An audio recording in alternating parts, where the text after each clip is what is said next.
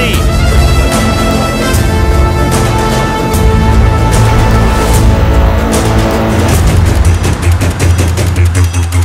ఏంటి బాబాయ్? నీతో కొంచెం మాట్లాడాలి, రండమ్మా.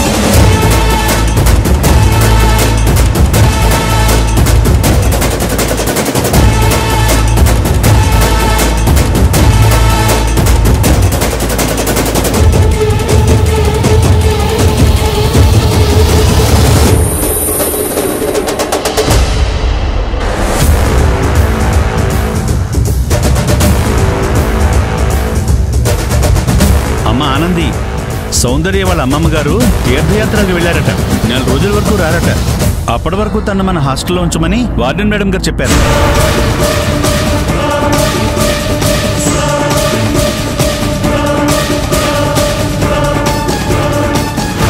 ఇప్పుడు సౌందర్య మన రూమ్లోనే ఉంటే ఆనంది ప్రెగ్నెన్సీ గురించి తనకు తెలిసిపోతుంది.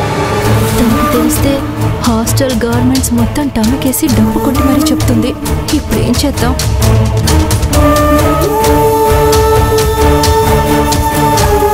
ఏంటి ఇంతలా ఆలోచిస్తున్నారు?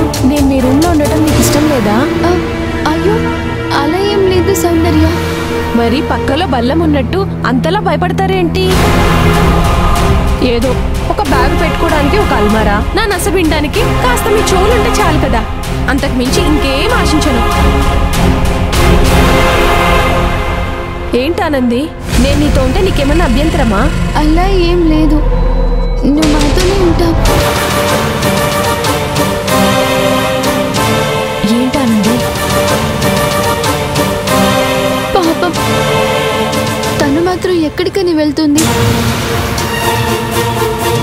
వాళ్ళ అమ్మమ్మ గారు వచ్చేదాకా మనతోనే మన గదిలోనే ఉంటుంది. మంచిదమ్మా. రెజీనా, సౌందర్యం రూమ్ తీసుకెళ్ళు, నేను వెళ్ళి మోటార్ వేసి వస్తాను. అశ్వినన్నా, నువ్వు నన్ను ఇక్కడికి ఎందుకు తీసుకొచ్చావో నాకు బాగా తెలుసు. ఇక మీదకంతా నేను చూసుకుంటాను కదా.